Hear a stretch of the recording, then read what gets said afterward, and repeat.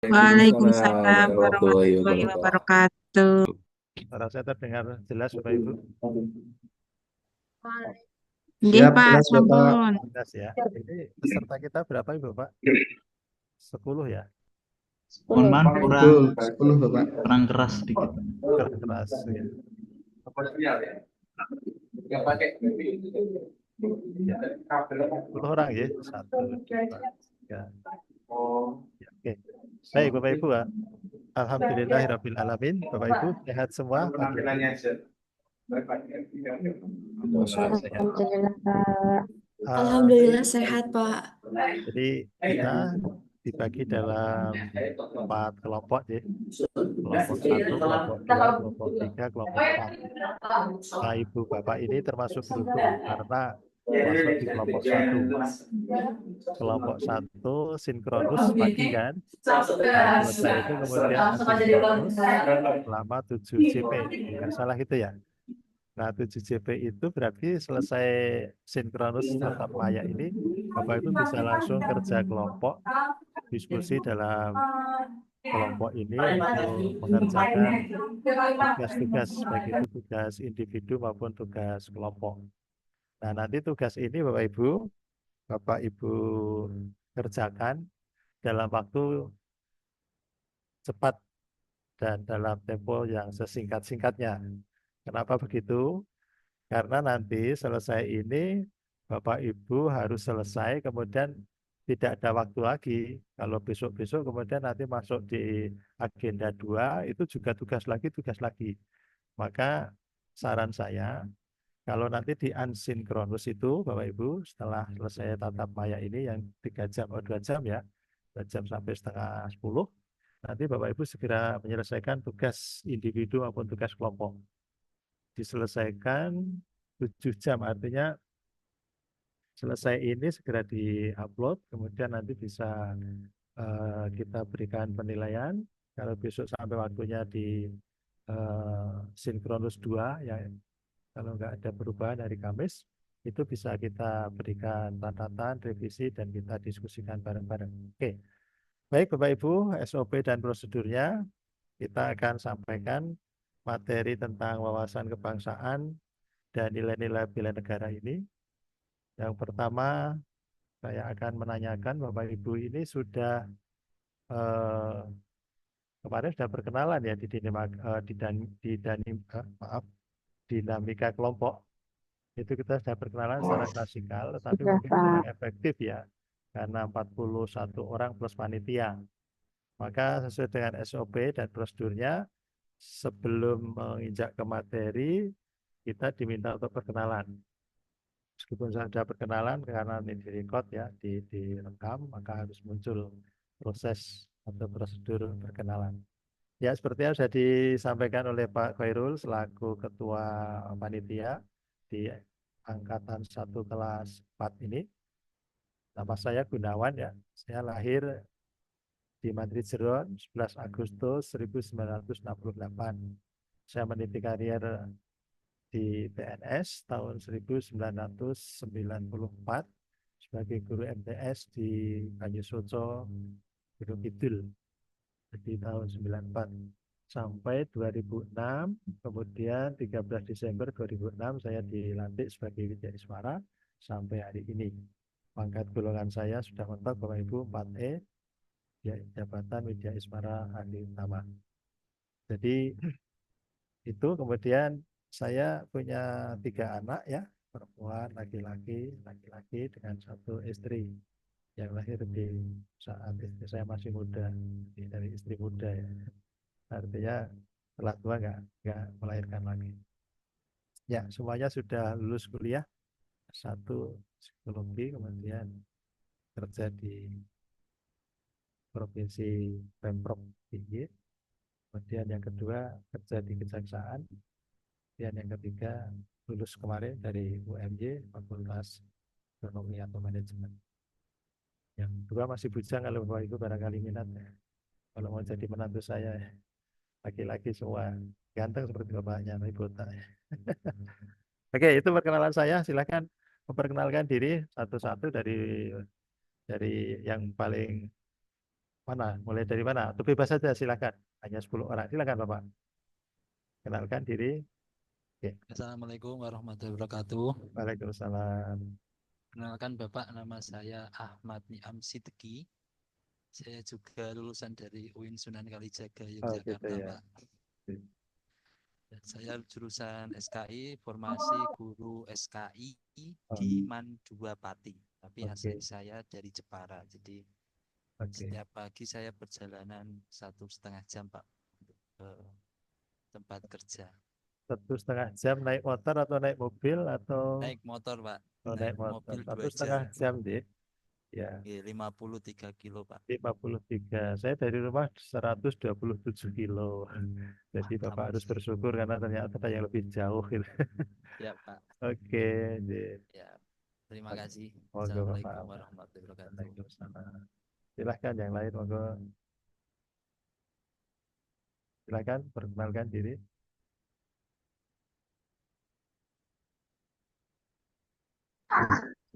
Saya Pak. Assalamualaikum Bapak Ibu. Perkenalkan, nama saya Alfi Sustriani. Saya asalnya dari Bantul, tapi alhamdulillah untuk penempatan CPNS ini dapat di MTSN Rongkop atau MTSN 9 Gunung Kidul, mengampu mata pelajaran bahasa Indonesia, Bapak. Makasih, Bapak. Terima kasih. Ibu Alfi. Itu kepalanya itu ponakan saya, Ibu. Jadi Bu Gendah ya. Oh, Dari bukan dangge, Bapak. Nggih. Iya. Kalau saya tidak ini Pak, tidak setiap hari ngelaju, tapi ngekos ini. tahu kalau dari Bantul ke Rono, Nggih. Maneman. Iya, iya. Terima kasih, Pak. Silakan yang lain, monggo. Ayo, Selamat pagi Pak Gunawan. pagi Pak Adi, monggo lanjut. Ya, perkenalkan saya Adi Laksono, saya asli Salatiga, penempatan juga di Kantor Kementerian Agama Kota Salatiga. Saya formasi penyuluh agama Katolik, Pak. Saya lulusan Sekolah Tinggi Pastoral Kata Ketik Santo Fransiskus Asisi Semarang. Sebelumnya saya juga pernah bekerja di Jogja di SMA Negeri 6 gitu. Kemudian diterima dan saya di sini. Sekian Pak, matur nuwun. Terima kasih Pak Adi. Silakan yang lain, monggo. Izin Bapak Gunawan, selamat pagi. Pagi. Ya, Assalamualaikum warahmatullahi wabarakatuh. Perkenalkan Pak, nama saya Afton Zudi dari Purbalingga. Tempat tugas di KUA Kecamatan Rembang, Kabupaten Purbalingga. Di sini sebagai CPNS penghulu Pak.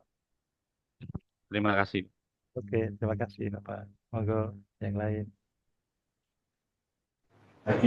Mohon izin Bapak. Monggo.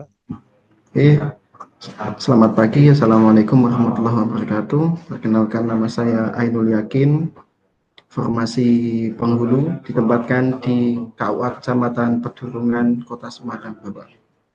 Terima kasih. Ya. Yang lain silakan. Izin Bapak. Monggo Ibu. Assalamualaikum warahmatullahi wabarakatuh. Perkenalkan, nama saya Almas Intikiasati. Asal saya dari Pangandaran, Jawa Barat. Saat ini ditempatkan di UIN Profesor Kiai Haji Saifuddin Zuhri Purwokerto. Oke. Ya. Silakan yang lain. Baik, mohon izin Bapak.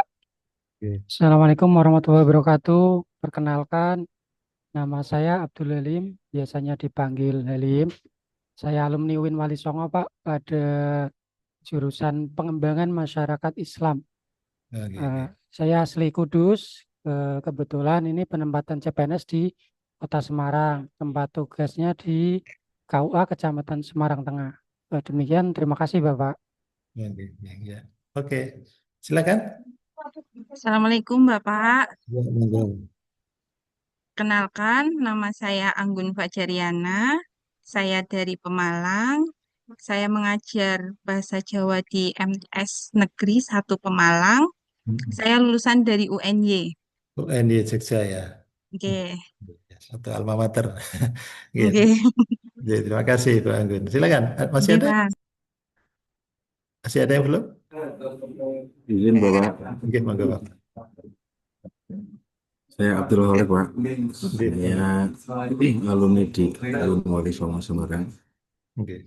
Alhamdulillah saat ini ditempatkan di MAN 2 Surakarta. Asli saya Semarang Pak, Oke, tapi ditempatkan di Surakarta. oke, nggak apa-apa. Masih Indonesia. Oke, Oke, oke. Sun. Jadi, monggo. Ada lagi yang belum? Sudah semua? Izin Bapak, Oh ya, maaf, silakan. saya Ahmad Masud dari Godong Grobogan. Saya ditempatkan di KUA Kelambu. Formasinya penghulu, Pak. Terima Oke. kasih, Pak. Oke. Ya. Semua sudah, ya? Sudah memperkenalkan diri, ya? Maaf, sebentar saya menghidupkan AC ya, sebentar. Izin kamar mandi ya Pak Ketua. Pak, Baik, izinkan saya buatan ini. tidak pakai headset ya. Terdengar suara saya, Bapak Ibu ya? Terdengar ya? Daripada Terdengar, malah Pak. terganggu dengan kabel ini saya. Baik, Bapak Ibu.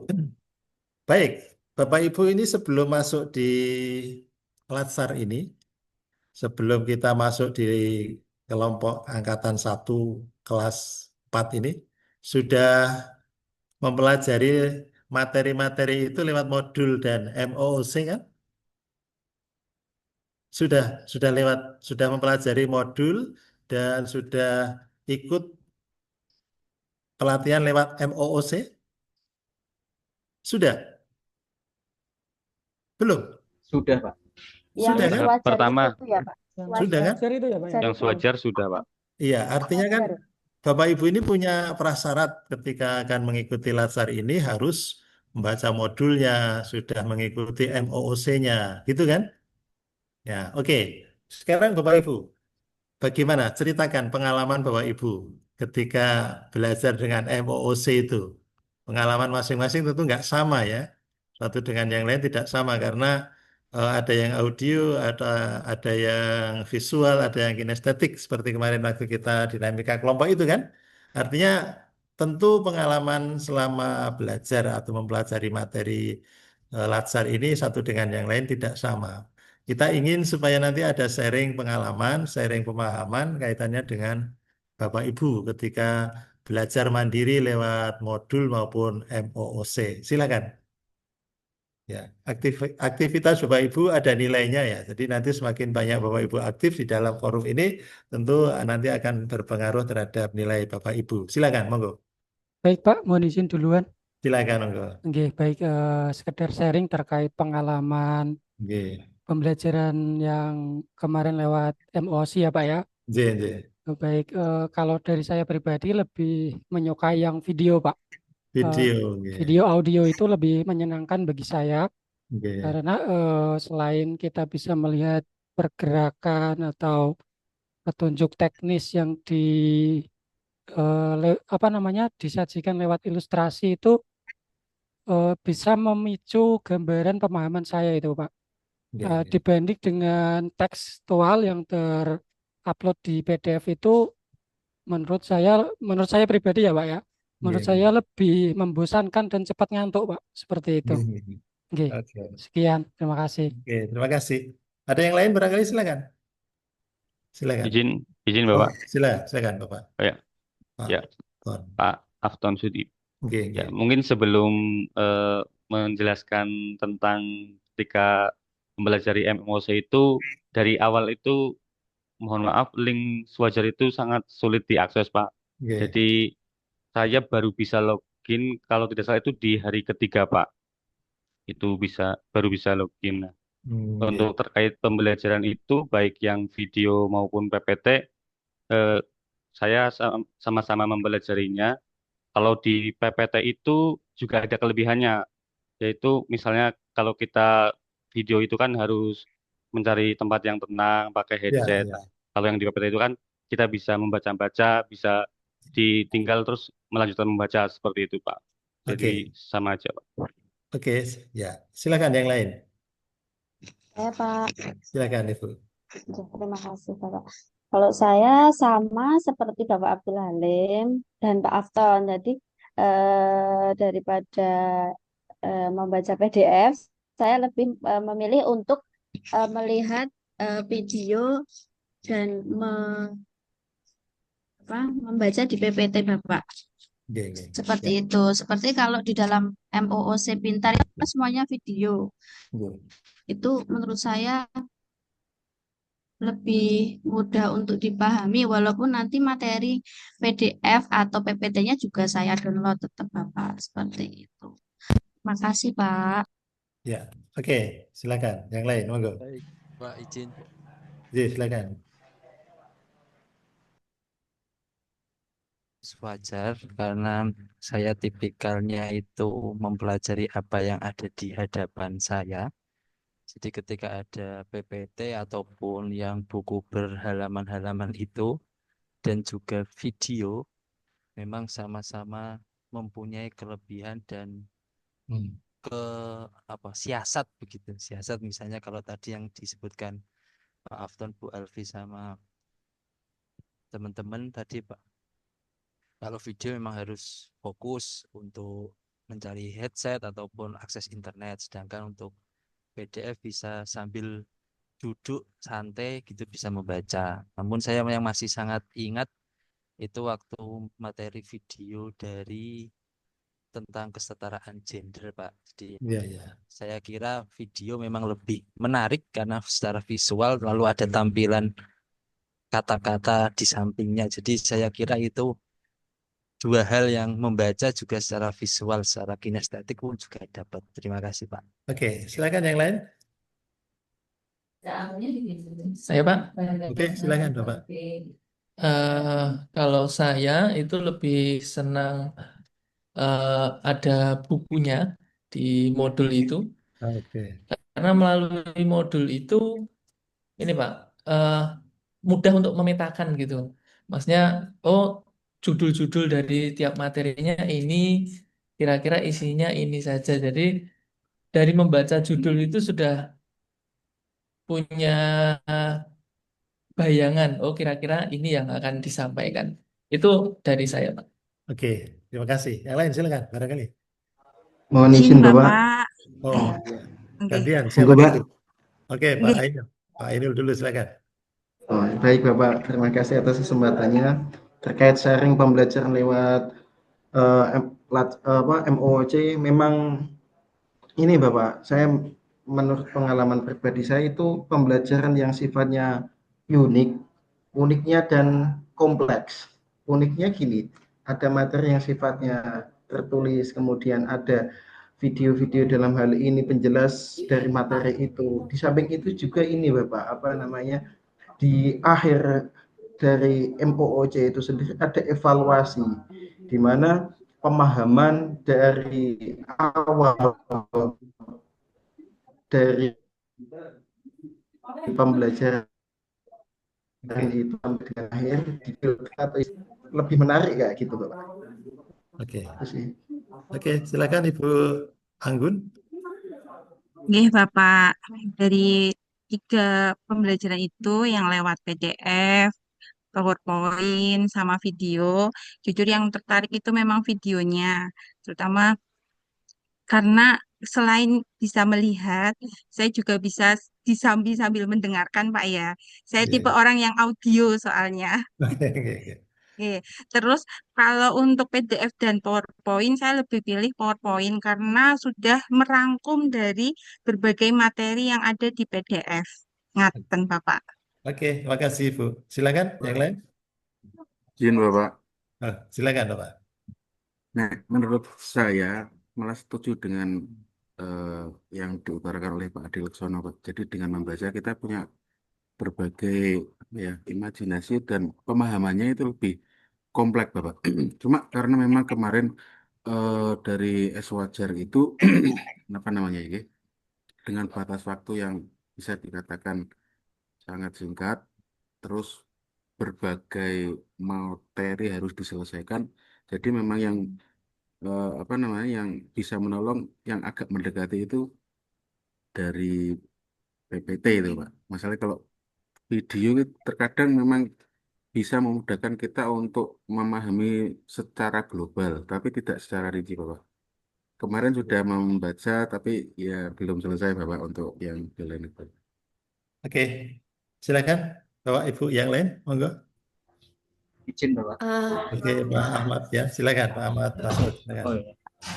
Izin Bapak, mengenai MOC yang kemarin memang pembelajaran yang sangat unik dan menantang, lebih ke menantang karena kita disuruh, saya melengkapi sama Bapak Ibu yang sebelumnya, memang benar kita belajarnya di samping videonya juga lumayan banyak yang harus di-play, kemudian ada PDF, dan PDF-nya pun juga banyak sekali, ada beberapa juga ratusan lembar begitu Pak. Jadi saya itu juga kalau membaca kadang PDF-nya itu saya lihat yang kesimpulan, kemudian untuk PPT-nya juga saya lihat ada yang poin-poinnya saja.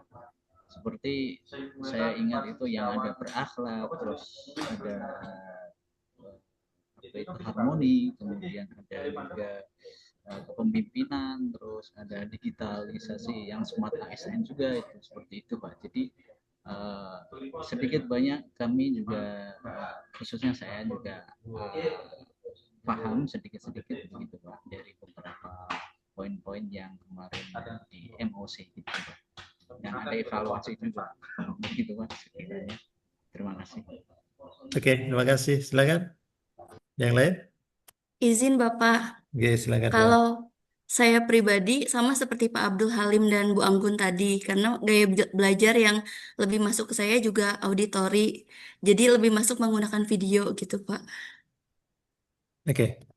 Baik, Bapak Ibu, itu pengalaman ya. Artinya Bapak Ibu secara empiris dengan penjelasan dan sharing ini saya bisa menangkap bahwa Ibu Bapak ini sudah belajar ya. Sudah belajar secara mandiri baik menggunakan modul ataupun lewat MOC. Baik Bapak Ibu membaca maupun mendengarkan karena di MOC itu ada yang bentuknya PowerPoint, ada yang bentuknya video. Nah, dengan demikian saya hanya akan memberikan review sedikit-sedikit kaitannya dengan materi yang Bapak Ibu pelajari secara mandiri. Oke, untuk mempercepat waktu karena waktu kita hanya 2 JP ya, sampai jam 9.30 nanti kita share screen ya. Baik Bapak Ibu. Nah, secara garis besar kita ini akan bicara tentang di agenda 1 ya. Ini wawasan kebangsaan berkaitan dengan sikap perilaku bela negara. Nah, oke. Kita lihat cepat saja ya.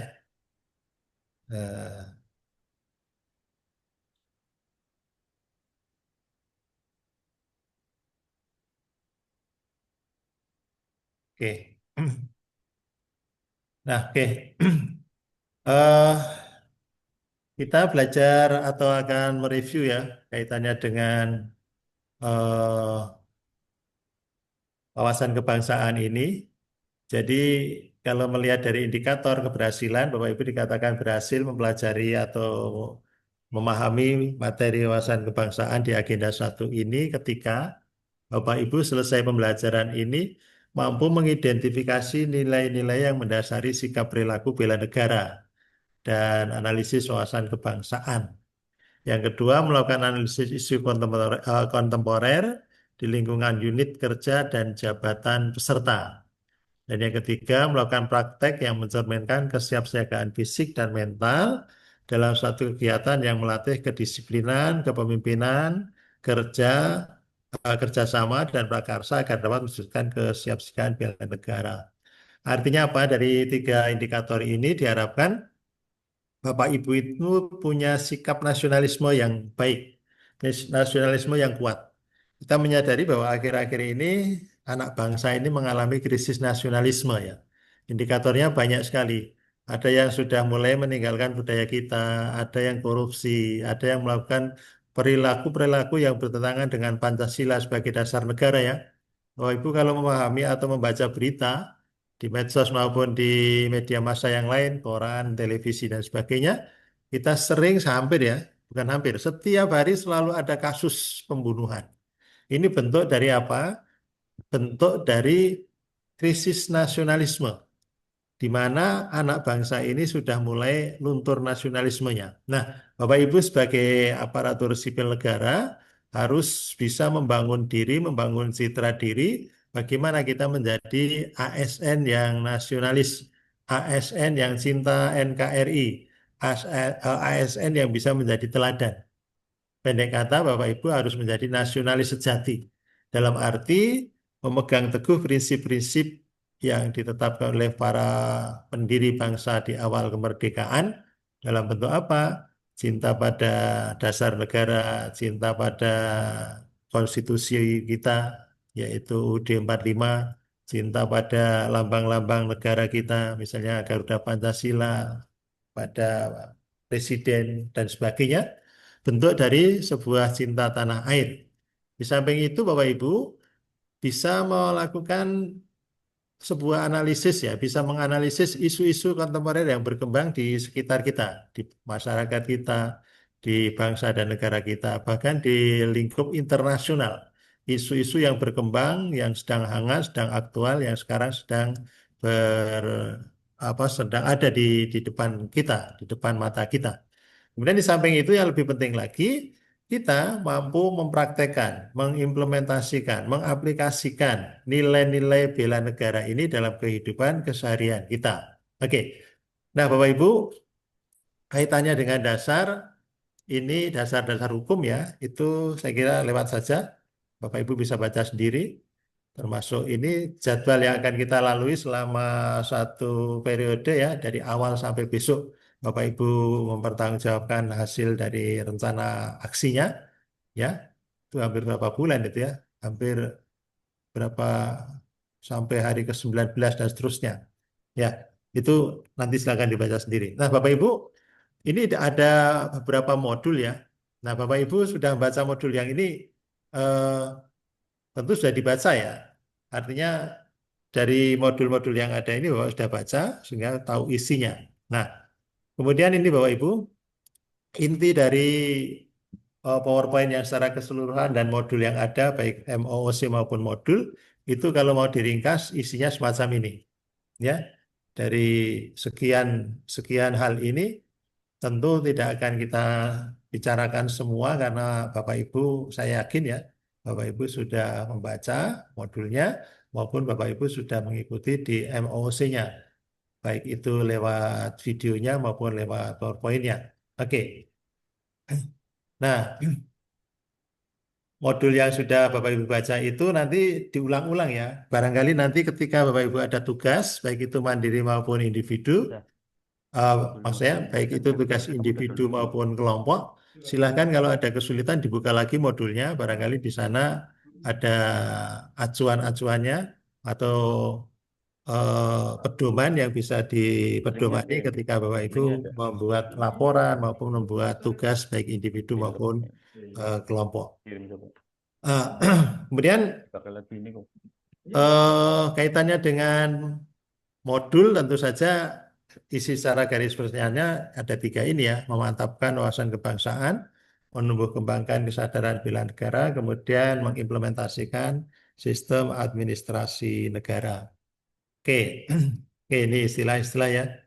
Nah, nilai-nilai bela negara ya, indikator nilai-nilai bela negara banyak sekali ya, banyak sekali. Di sini ada cinta tanah air, kemudian dengan berbagai varian breakdown-nya ya, uraiannya. Kemudian ada sadar berbangsa dan bernegara. Cinta tanah air ini bentuknya bagaimana kita merawat, mempertahankan keutuhan NKRI dari rongrongan, baik itu dari dalam maupun dari luar. Kita tahu bahwa yang namanya ancaman negara ini ada dari 2 hal. Ada yang berasal dari luar, ada yang dari dalam. Yang dari luar itu ya dari negara lain, bentuknya tidak harus fisik, bisa bentuk dalam budaya, nilai-nilai kehidupan yang bertentangan dengan nilai-nilai Pancasila. kita kadang salah kaprah ya ketika kita mengambil sesuatu dari barat itu diambil semuanya tanpa ada filter atau saringnya. Kita merasa bahwa kita ngambil dari barat itu berarti modernisasi. Padahal ya kadang-kadang yang terjadi bukan modernisasi tetapi westernisasi. Mengambil budaya barat tanpa mengambil filter, tanpa difilter, tanpa disaring, yang sesungguhnya itu bertentangan dengan nilai-nilai ketimuran. Nilai-nilai Pancasila, misalnya cara berpakaian, cara berinteraksi di tanah Jawa khususnya, di Jawa Tengah DIY pada khususnya, itu yang namanya unggah-ungguh itu penting ya. Subosito, sopan santun, etika itu penting dijaga betul. Tapi kadang-kadang sekarang kita melihat, terutama maaf ya, generasi muda ini apakah salah didik atau salah asuh atau salah nonton, salah lihat ya. Yang ditiru itu siapa gitu ya. Coba kita perhatikan kalau dulu orang-orang seusia bapak-bapak kita, kakek nenek kita itu lewat di depan banyak orang ya ngapura aja. Sekarang anak-anak kita ya sudah lewat aja lari bahkan sambil teriak-teriak dan sebagainya. Cara berbusana, cara bertutur kata, cara bersikap ini menjadi keprihatinan kita bersama. Nah, yang kedua ancaman itu bisa dari dalam internal kita dalam bentuk separatisme, disintegrasi bangsa ya, di mana ada sekelompok anak bangsa ini yang merasa tidak puas, kemudian ingin mengganti ideologi dalam bentuk ideologi negara lain. Nah, ini tentu sebagai tantangan bagi kita semua. Kemudian yang kedua, sadar berbangsa dan bernegara. Bagaimana kita itu Pak, berperan aktif ya. Kalau dulu nenek moyang kita, para pendahulu kita, itu berjuang mengusir penjajah dalam bentuk militeristik, mengusir penjajah dalam bentuk kolonialisme. Tetapi kita sekarang sudah merdeka dalam arti secara militer, secara fisik, tapi sungguhnya kita sedang dijajah dalam bentuk lain, apa? Ekonomi, budaya, kemudian mungkin ideologi, pemikiran-pemikiran, dan sebagainya. Nah, kita sebagai ASN, sebagai aparatur sipil negara, itu punya kesadaran bersama, kesadaran kolektif, bagaimana kita mengisi kemerdekaan ini sesuai dengan porsi dan proporsi kita. Yang guru yang mengabdi sebagai seorang guru, yang penyuluh yang mengabdi sebagai seorang penyuluh, yang bekerja di administrasi atau kantor ya melayani user kita, masyarakat kita yang membutuhkan pelayanan. Oke. Kemudian setia kepada Pancasila sebagai ideologi negara. Bapak Ibu, negara kita itu negara luar biasa ya. Hebat sekali. Kata Profesor Mahfud MD dalam salah satu artikel di surat kabar harian Kompas saya baca itu, bahwa negara kita, Indonesia itu satu-satunya negara di dunia yang mendapatkan kemerdekaan dengan cara mengusir penjajah.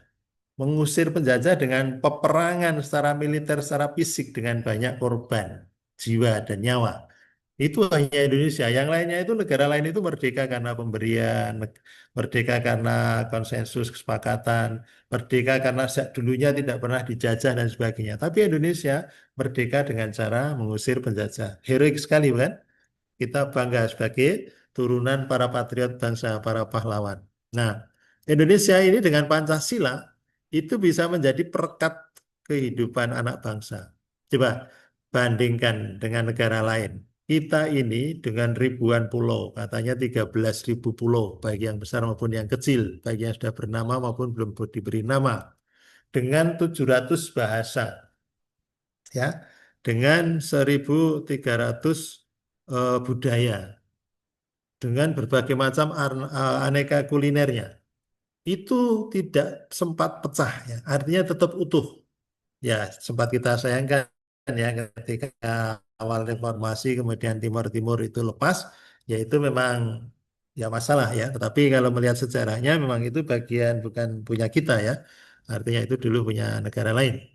Tetapi secara keseluruhan kita ada sih ya riak-riak ada masalah, tetapi semuanya bisa diselesaikan dengan cara yang baik tanpa harus ada separatisme yang melepaskan diri atau disintegrasi bangsa atau perpecahan sebuah bangsa. Ada upaya yang ingin merdeka, tapi semuanya bisa diselesaikan dengan cara yang baik.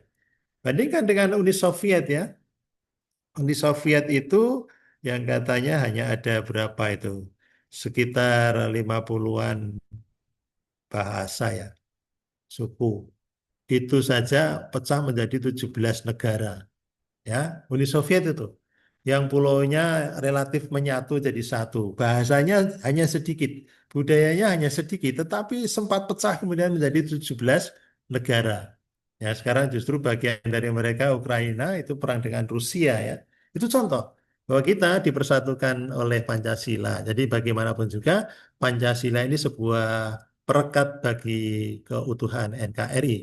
Kemudian rela berkorban untuk bangsa dan negara. Ya, kita berkorban tentu saja sesuai dengan porsi dan proporsi serta kapasitas kita ya. Artinya kita tidak waktunya kemudian mengorbankan jiwa sebagaimana waktu kolonialisme atau perang kemerdekaan. Tapi pengorbanan kita dalam bentuk mengabdikan diri. Serahkan dedikasi kita, pengabdian kita, kemudian loyalitas kita ya, pengabdian dan kesetiaan kita itu untuk bangsa dan negara. Jadi dedikasi kita, loyalitas kita, pengabdian kita itu bukan kepada penguasa, bukan kepada perorangan, bukan kepada individu, tapi ya kita korbankan, kita dedikasikan ini untuk bangsa dan negara. Nah, tentu saja bentuk pengorbanan kita macam-macam ya. Kita mengorbankan waktu kita, mengorbankan kesempatan kita, mengorbankan sebagian hak-hak kita, kemudian untuk dalam rangka menghormati hak orang lain gitu ya. Kemudian pengorbanan dalam bentuk barangkali ya, suatu ketika ada musibah bencana di tempat tetangga kita, di tempat wilayah tetangga kita, kemudian kita memberikan bantuan semampu kita dan sebagainya. Oke. Kemudian mempunyai kemampuan awal bela negara. Tentu saja bela negara ini bentuknya tidak dalam bentuk militeristik ya.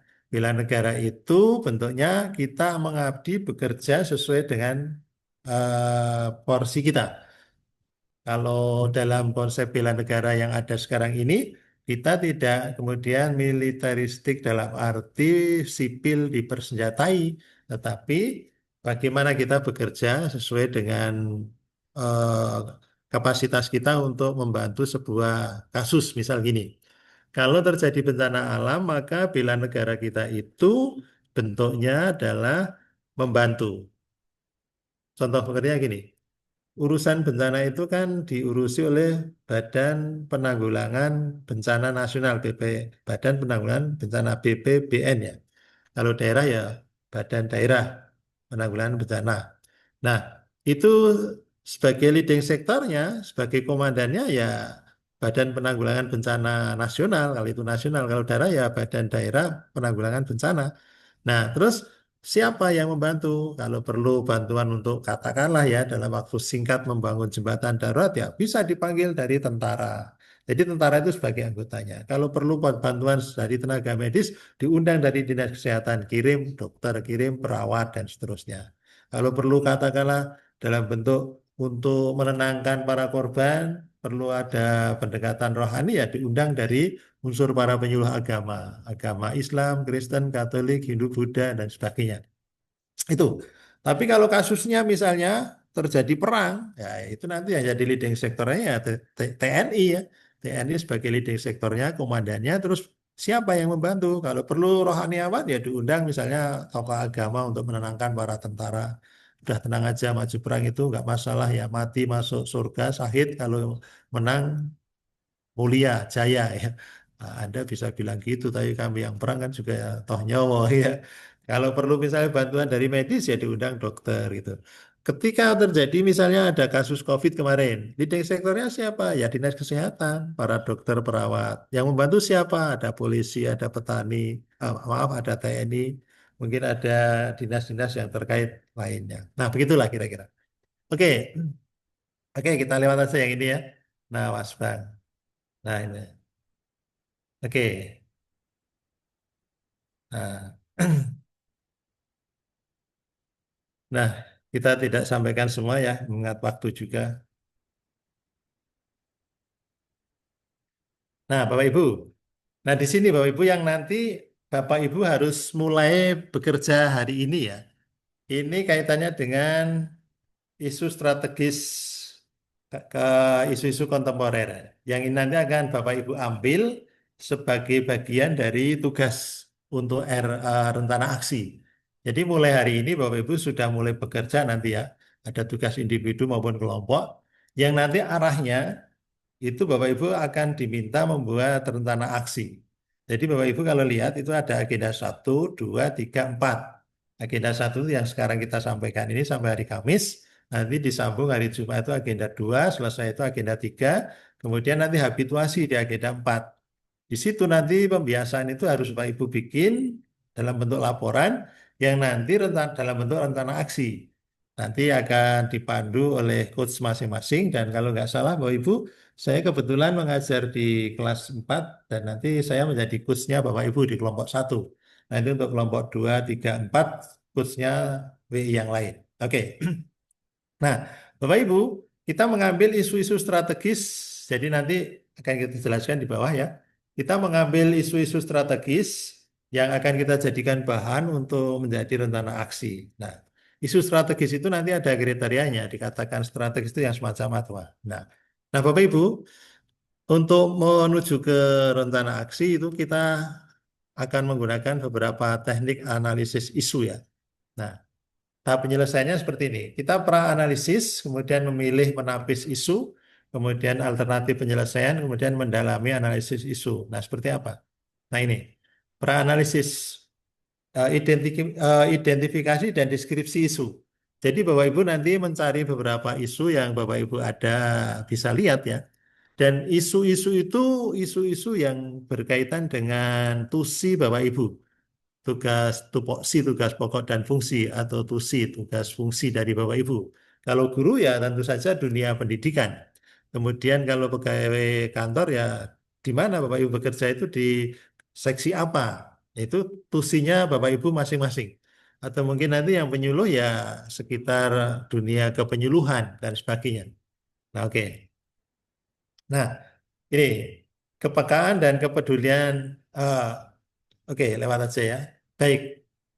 Nah,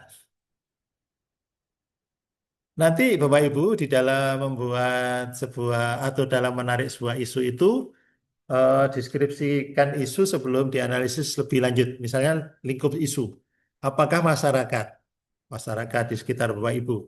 Apakah instansi atau tempat kerja? Apakah nasional, bangsa dan negara? Tapi kembali lagi, ini nanti dikerucutkan ke isu-isu yang seputar tusi Bapak Ibu. Ya, sekali lagi kalau misalnya guru ya tentang keguruan, apakah dengan murid, sistem pembelajaran, model dan sebagainya atau yang lain.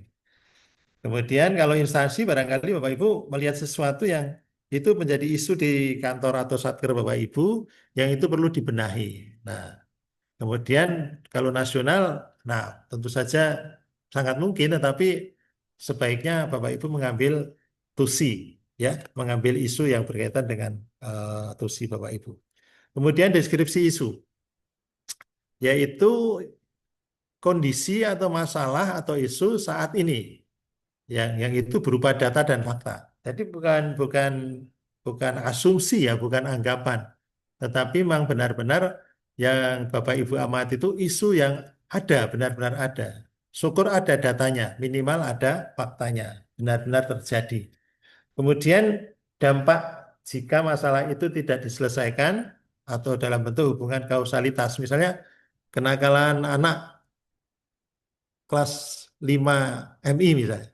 Itu kenakalan ini jika tidak diselesaikan nanti berdampak apa? Ya, membawa implikasi apa terhadap anak-anak yang lain.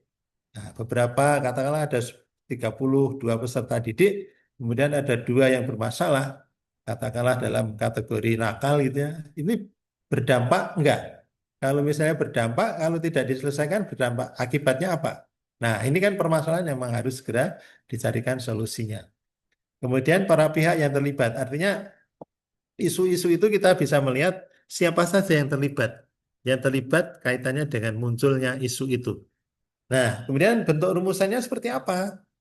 Nah, bentuknya adalah pernyataan negatif. Tentu ini hal yang biasa bagi Bapak Ibu yang sudah nulis skripsi, bahkan barangkali Bapak Ibu ada yang dosen atau calon dosen atau calon peneliti yang backgroundnya adalah S2. Tentu ini bukan hal yang sulit. Itu sudah menjadi makanan harian bagi Bapak Ibu. Nah, pernyataan negatif, ya, rumusan itu, isu itu berupa pernyataan negatif mengenai suatu isu yang ditulis secara singkat, eh, ya, yang ditulis secara singkat dan jelas dengan memuat fokus ya, fokus masalah itu, kemudian tempatnya atau lokusnya, kemudian waktu terjadinya isu tersebut. Nah, ini contohnya.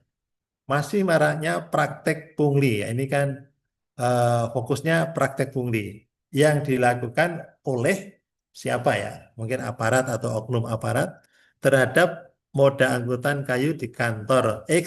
Nah, ini kan lokusnya. Selama tahun 2025 misalnya, atau 20 kalau dalam contoh ini. Nah, ini kan waktu terjadinya. Nah, kira-kira seperti itu.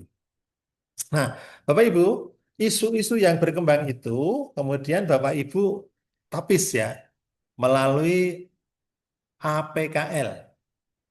Tentu Bapak Ibu ketika mengamati, diinventarisir ya, diidentifikasi ada isu berapa, sebanyak-banyaknya dicari isu itu. Nah, isu yang banyak itu kemudian ditapis, disaring. Ya. Disaring melalui apa? Melalui teknik APKL, USG, dan sebagainya. Nah, langkah awalnya adalah identifikasi banyak isu itu kemudian diambil 5. Nah, 5 itu kita analisis melalui teknik APKL, menilai kualitas isu. APKL itu apa? A itu aktual, artinya benar-benar terjadi dan sedang atau hangat dibicarakan dalam masyarakat. P-nya problematik, yaitu isu yang memiliki dimensi masalah yang kompleks sehingga perlu dicarikan segera solusinya. Artinya kalau tidak segera dicarikan solusi, itu akan berdampak luas terhadap satker atau kinerja institusi yang kita tempati. Kemudian K-nya itu adalah diambil kata dasarnya kalayak ya. Kalayak kemudian dijadikan kekalayakan isu yang menyangkut hajat hidup orang banyak. Nah, itu artinya itu sekupnya luas. Dalam arti ini bukan hanya sektor yang sempit, tetapi ini sektor yang luas. Artinya kalau misalnya ini tidak ditangani, ini berdampak pada banyak orang, kan gitu. Kemudian yang keempat, kelayakan. Ya, L-nya itu kelayakan. Isu yang masuk akal dan realistis serta relevan untuk dimunculkan inisiatif pemecahan masalahnya. Nah, ini Bapak Ibu contohnya. Jadi contohnya seperti ini. Ketika Bapak Ibu mengidentifikasi banyak masalah, ditulis dulu ya. Kemudian dari banyak itu Ibu Bapak ambil 5. Nah, yang 5 itu Bapak Ibu kemudian dimasukkan di dalam kolom-kolom seperti ini. Katakanlah isu A, B, C, D, E. Ya, untuk memudahkan ya. Dengan huruf karena nanti kita di APKL-nya kita formulasikan dalam bentuk angka. Nah, isu A misalnya. Ketika Bapak Ibu nilai, itu yang pertama apa Bapak Ibu ya? Aktual ya. Nah, aktual, karena aktual itu apa artinya? Bapak Ibu, aktual itu apa? Benar terjadi Iya, dan isu yang hangat, isu yang terkini ya. Ya, Itu berarti aktual. terkini. Terkini. Nah, maka karena isunya itu adalah isu yang aktual, maka harus minimal itu 4. Nanti di bawah itu kan ada penjelasannya ya. Eh,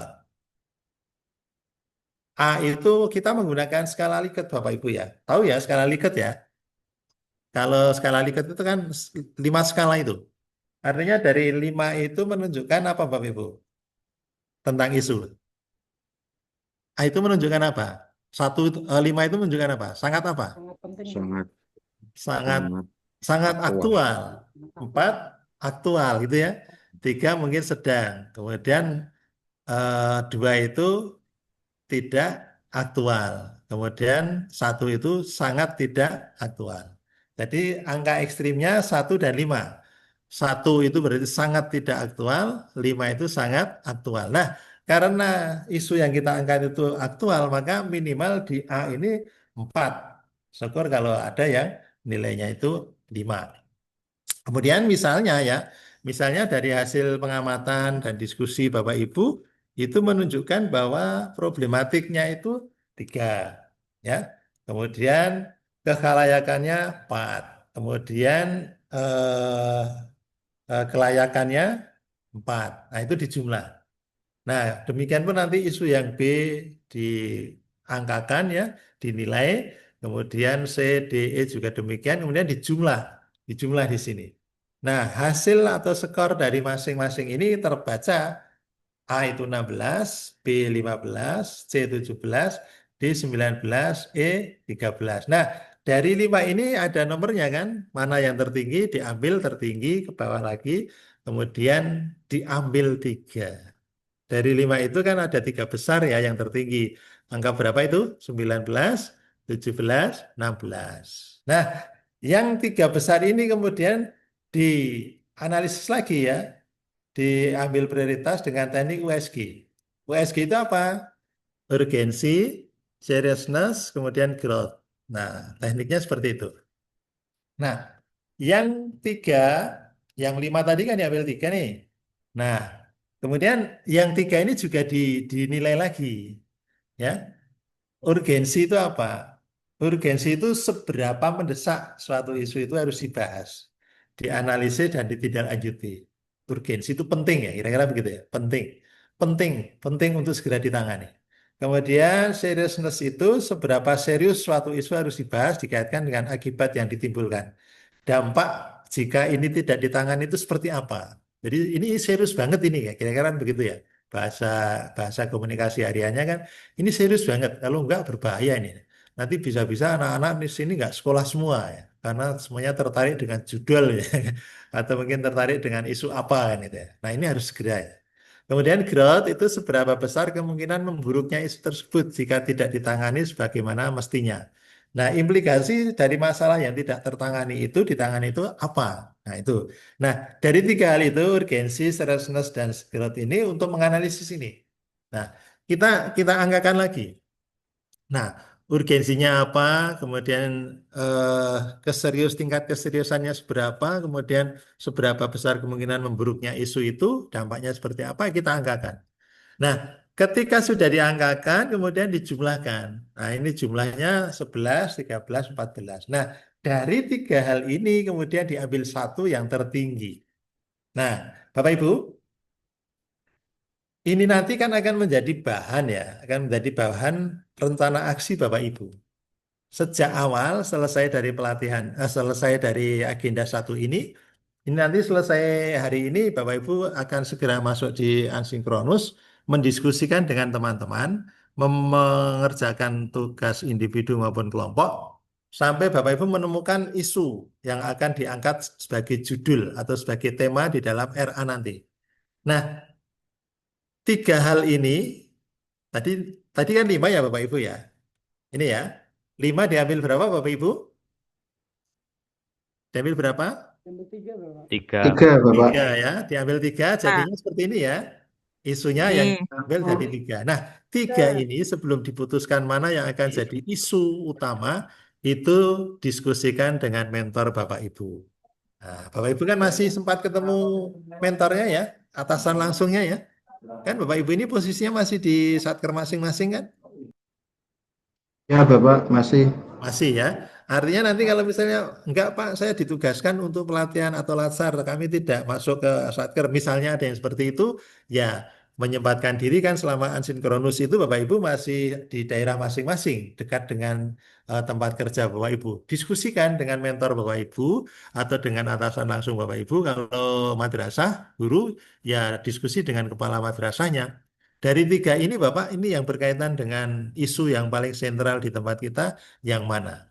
Nah, nanti kalau misalnya mentornya mengatakan, oh silahkan dipilih yang tahu Anda. Ya, Ibu Bapak bisa memilih salah satu. Tapi kalau kemudian masukan dari mentornya, oh dari 3 hal ini yang masuk justru yang katakanlah yang B ini, yang nomor 2. Ya, ikuti karena yang tahu kondisi sesungguhnya adalah mentornya. Kan Bapak Ibu ini kerja belum lama sih di situ ya. Ada yang sudah sekian tahun kerja di satker yang Bapak Ibu sekarang ditempatkan? Belum ya. Rata-rata berapa bulan? Rata-rata berapa bulan? 1 bulan, Pak. 1 bulan. 1 bulan tentu belum paham betul tentang isu-isu yang ada di satker Bapak Ibu. Nah, oleh karena itu diskusi dengan mentor supaya nanti mentornya memberikan masukan. Meskipun Bapak Ibu menghitungnya itu dari jumlah ini 11, 13, 14. Ya, isu A, B, C, tetapi faktanya nanti pimpinan atau mentor Bapak Ibu lebih tahu kondisinya karena beliau itu lebih lama bekerja di Satker Bapak Ibu. Oke. Nah, nah kemudian setelah kita dapatkan satu isu, itu kemudian kita mendalami atau menganalisis isu itu menggunakan pendekatan atau pisau analisis, bisa SWOT, bisa fishbone, bisa mind mapping, atau yang lainnya. Teori sosial itu menjelaskan banyak sekali ya. Visualanalisa, alat untuk menganalisis kasus-kasus di dalam sosial atau kehidupan sosial. Ya, ya, tentu teori-teori itu banyak sekali, jumlahnya ribuan. Nah, dari banyaknya teori itu kita bisa menggunakan banyak hal, tetapi yang kita pakai itu SWOT, fishbone, mind mapping, dan lain-lain. Nah, yang lazim selama ini dipakai di latsar-latsar itu adalah fishbone ini, Bapak Ibu. Nah, pertanyaannya mungkin, Pak, kalau pakai yang lain, misalnya SWOT atau mind mapping, boleh nggak? Boleh, cuman masalahnya gini, Bapak Ibu. Nanti silakan keputusan Bapak Ibu ambil sendiri ya. Kasus yang selama ini, pengalaman yang selama ini berjalan di Lasar itu kebanyakan menggunakan fishbone. Maka mentor-mentor Bapak Ibu dari tahun ke tahun, kalau membaca rencana aksi itu kebanyakan yang dipahami, yang dilihat adalah fishbone ini.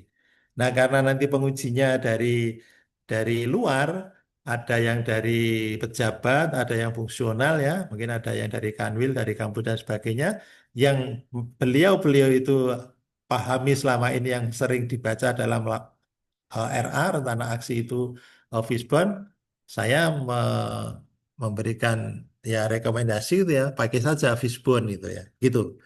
Oke. Nah, Fishbone diagram ini, Fishbone itu apa Fishbone? Fish itu apa, Ibu? Ikan ya. Ikan fishbone itu apa? Tulang belakang ikan. duri ya. Jadi kalau digambarkan seperti ini. Nah ini, ini. Nanti gambarnya seperti ikan. Nanti Bapak Ibu bisa lihat bisa browsing ya. Fishbone itu gambarnya seperti ikan. Nah, seperti ini Bapak Ibu. Nah, langkah pertama menyepakati pernyataan atau masalah problem statementnya. Kita menyepakati pernyataan masalah, menyepakati dengan siapa? Dengan mentor tadi. Artinya kita tadi sudah saya sampaikan tiga ini bahwa atau diskusikan dengan mentor Bapak Ibu, dengan atasan langsung Bapak Ibu, untuk memilihkan mana dari tiga ini yang sebenarnya masalah yang benar-benar urgen. USG tadi ya. Urgensi, seriousness, dan growth. Yang kita ambil satu. Kalau sudah sepakat, dan Bapak Ibu jangan menentang atau menolak pendapatnya mentor ya. Pertama karena mentor lebih tahu kondisi yang terjadi. Yang kedua kita khawatirnya nanti kalau mentornya sudah bentrok dulu dengan Bapak karena idealisme Bapak Ibu, kemudian nanti perjalanan berikutnya sampai di ujiannya menjadi agak bermasalah secara psikologis ya. Ya sementara kalau Bapak Ibu punya idealisme, disimpan dulu ya, kita manut dulu, ikuti dulu bagaimana pendapat dari mentor kita. Kecuali kalau ternyata mentornya ketika diskusi bisa kita bawa ke kesepakatan ya. Oh ya oke lah kalau memang Anda punya pendapat gitu nggak masalah. Ya jalan terus gitu ya. Tapi jangan sampai ada masalah di internal Bapak dengan mentor atau atasan Bapak Ibu. Bukan masalah dinasnya tapi masalah kaitannya dengan pendampingan dan pembimbingan ke laporan RA Bapak Ibu. Oke. Nah ini. Nah, yang kedua adalah mengidentifikasi kategori-kategori tadi. Nah, misalnya ini ada empat. Kalau di kepalanya itu kan efeknya, akibatnya. Nah, akibat ini disebabkan ada penyebabnya, yaitu cause. Jadi kasusnya, penyebabnya. Yang penyebab itu di duri-durinya. Ini adalah penyebab ya. Kemudian penyebabnya, kemudian akibatnya itu adalah efeknya, efek di kepalanya. Kalau digambarkan dalam bentuk gambar ikan kan yang di kotak ini adalah kepala, dan sementara yang panjang ini adalah duri-durinya. Ikan itu durinya banyak ya. Nanti kalau Bapak Ibu melihat dalam browsing ya, Bapak Ibu browsing itu di Fishbone itu akan menemukan banyak pola, banyak contoh. Ada yang durinya hanya 3, ada yang 4, ada yang 5, ada yang 6, atau ada yang lebih. Tergantung penyebabnya dan tergantung konteks atau masalah yang diangkat. Nah, tentu Bapak Ibu nggak usah mencari yang rumit-rumit ya, nggak usah banyak-banyak yang sampai 7 atau ya. Ambil aja yang sedikit tetapi mudah dipahami karena ini nanti bagian dari apa ya, semacam formalitas lah gitu. Oke, nah itu metodenya, misalnya ini dampaknya apa? Ya, penyebabnya itu bisa berupa material, bisa karena metodenya, bisa karena manusianya, bisa karena alatnya ya, bisa karena alatnya. Nah, kemudian ini yang duri-duri itu tentu saja ketika kita bicara tentang ikan, ya fishbone itu kan ikan itu ada yang durinya banyak, ada yang durinya sedikit. Artinya masalah yang kita angkat itu bisa ada penyebab yang banyak dan yang banyak itu ada yang besar, ada yang kecil-kecil. Kumpulan dari yang kecil-kecil kemudian disingkas menjadi sebuah duri besar misalnya, itu sangat mungkin. Nah, maka yang ketiga ini menemukan sebab-sebab potensial. Nah, misal ini ya contoh ya, bahasa potensial pembersihan kabut oli. Nanti Bapak Ibu bisa bisa mengambil contoh lain, browsing atau mungkin di modul ada di sana. Kemudian misalnya metodenya, prosedur tidak diupdate, prosedur salah. Nah, prosedur salah. Tidak ada komunikasi tentang keselamatan kerja. Ini masalah metode. Tidak ada prosedur K3, keselamatan, keselamatan kerja. Kemudian prosedur terlalu manual. Kemudian dan seterusnya ya. Nanti Bapak Ibu bisa baca sendiri. Ini dari sektor atau dari faktor metodenya. Kemudian dari manusianya, ya, tidak ada prosedur, tidak ada APD, tidak pakai APD ya. Jadi eh, bahaya potensial pembersihan kabut oli ya. Ini kan akibatnya seperti itu. Kalau terjadi kesalahan pada manusianya, misalnya tidak pakai alat pengaman diri ya, mungkin tidak pakai helm, mungkin tidak pakai wearpack ya, pakaian kerja seorang bengkel misalnya. Nah, ini akan berdampak kepada bahaya yang mungkin muncul di dalam proses pembersihan kabut oli di sebuah bengkel mungkin ya, semacam itu. Kemudian tidak tahu prosedur kerja yang aman. Artinya manusianya itu terjadi apa ya? Kesalahan manusia. Kesalahan manusia bukan kesalahan pada mesin. Ya, ini manusia. Jadi apa dari faktor manusia yang menjadikan akibat buruk dari sebuah proses kerja di sebuah perusahaan atau di sebuah bengkel misalnya gitu. Nanti ini semua di di efek dan kaos ini Bapak Ibu tentukan berdasarkan tadi ya sekali lagi dari proses AKPL dan USG tadi 5 jadi 3, 3 jadi 1 kemudian masukkan di analisis Fishbone ini. Nah, misalnya dari sisi material ya APD-nya salah gitu ya. Alat pengaman dirinya salah. Maksudnya katakanlah ukurannya harusnya ukuran X yang dipakai ukuran M misalnya dan seterusnya.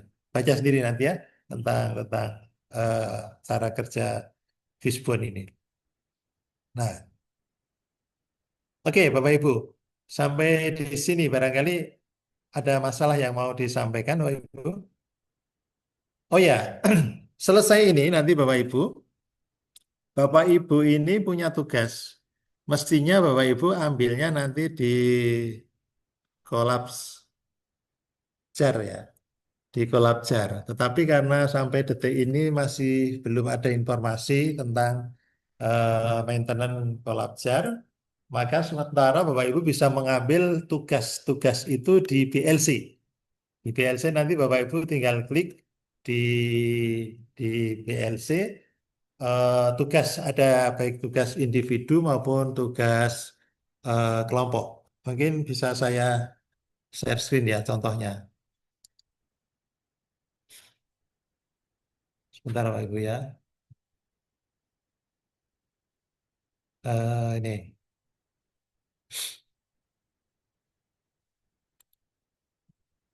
Nah, ini tugas kelompok. Mana tugas kelompok? Nah, ini.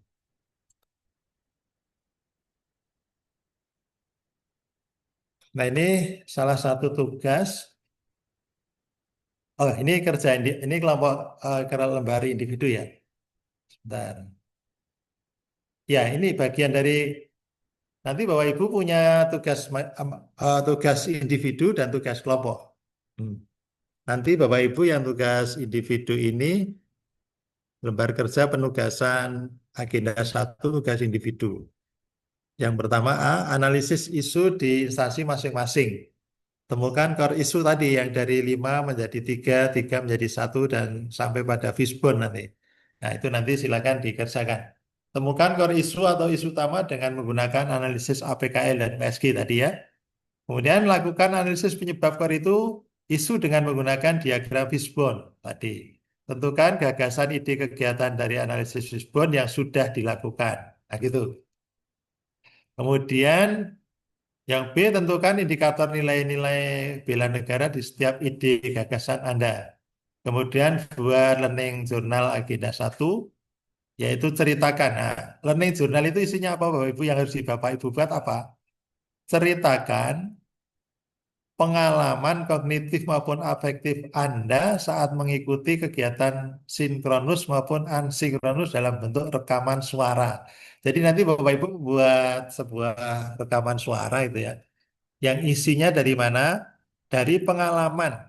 Kognitif itu apa? Kognitif itu ilmu pengetahuan ya. Afektif itu sikap atau attitude atau nilai-nilai.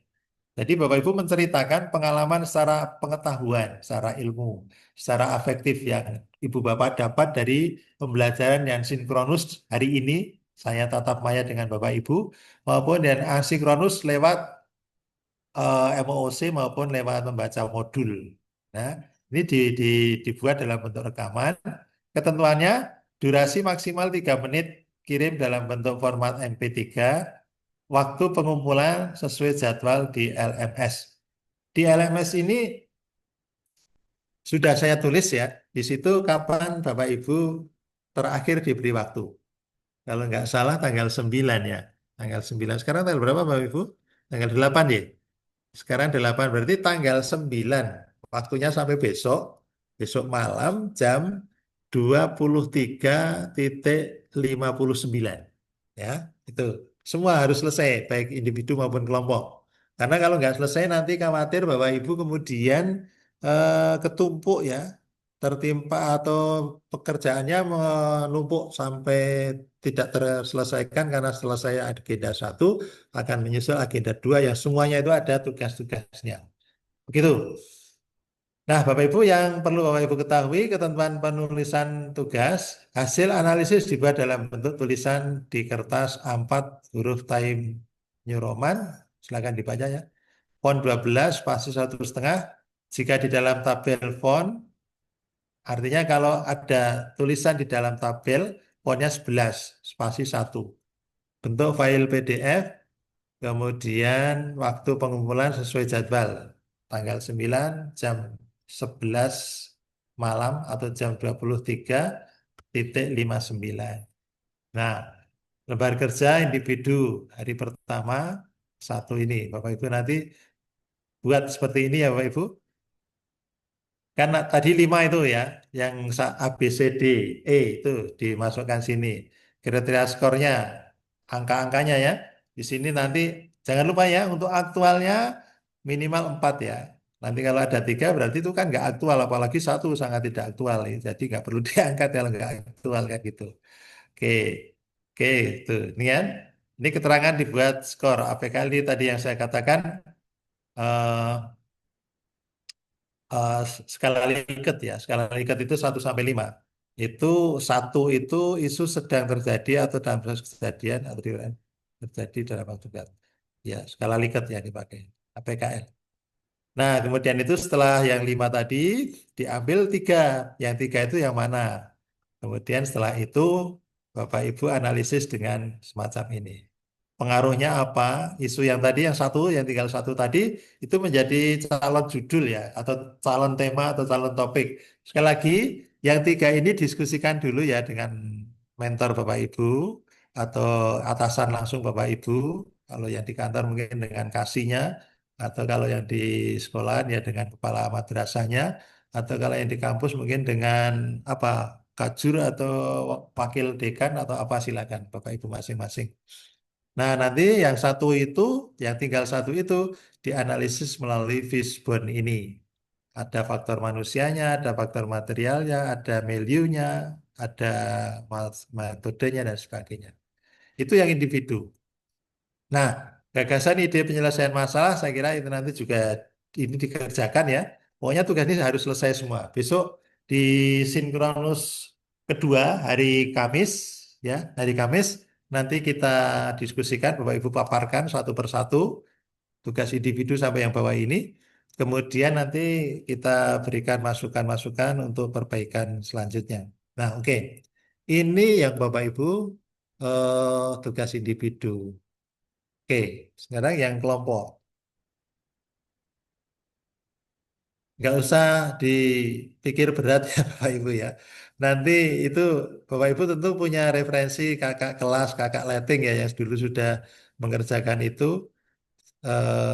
Nanti bisa jadi referensi untuk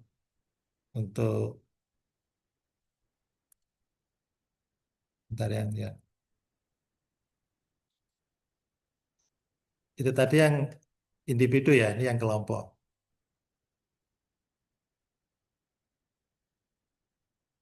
Oke.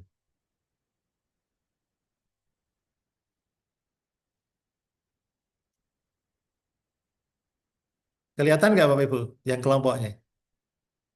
Belum, Bapak. Belum? Belum ya? Oke. Belum, Bapak. Oke.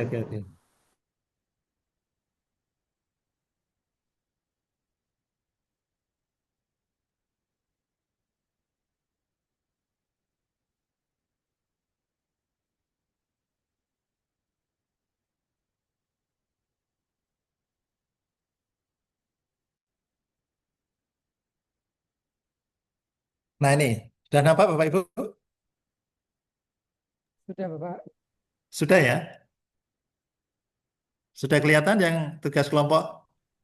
Sudah, Pak. Sudah, oke. Nah, tugas kelompok ini Bapak Ibu membuat ya secara kelompok. Buat video visualisasi bangsa. Setiap peserta mencari satu buah video yang menggambarkan tentang Indonesia. Ya, gambarkan tentang Indonesia bisa pulaunya, bisa budayanya, bisa kulinernya, bisa ekonominya, bisa Ipolesor bukan kamu. Ideologi, politik, sosial, ekonomi, budaya, pertahanan, keamanan. Ya, bisa salah satu itu. Silahkan. Pernik-pernik yang lain yang lebih kecil juga boleh. Ya, mungkin seninya, ya mungkin seni tarinya, mungkin seni suaranya, silahkan. Kemudian sunting video dari masing-masing peserta untuk digabungkan dengan video peserta lainnya sehingga menjadi satu video utuh yang menggambarkan tentang Indonesia. Pada bagian akhir video tersebut, tambahkan tayangan pernyataan setiap peserta tentang Indonesia dengan kalimat yang berbeda satu sama lainnya. Misalnya, Indonesia Jaya, Indonesia Maju, Indonesia tidak boleh tertinggal. Silakan. Kalimat-kalimat yang menggambarkan nasionalisme, ya, cinta tanah air, optimisme, dan sebagainya.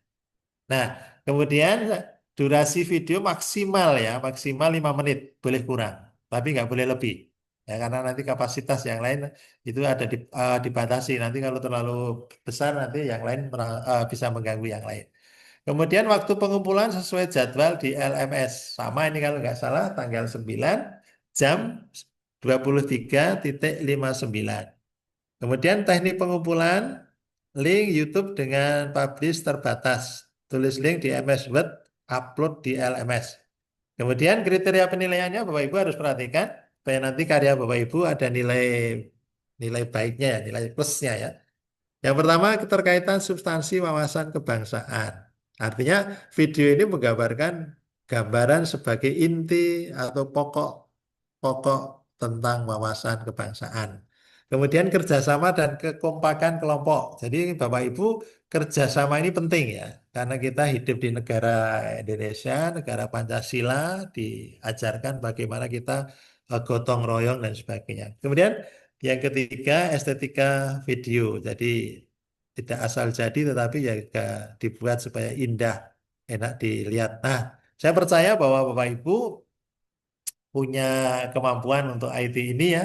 Kerjasama Bapak Ibu akan menjadikan kerja kelompok ini lebih cepat, tepat, akurat, dan nikmat untuk dinikmati atau untuk dilihat atau didengarkan dan sebagainya.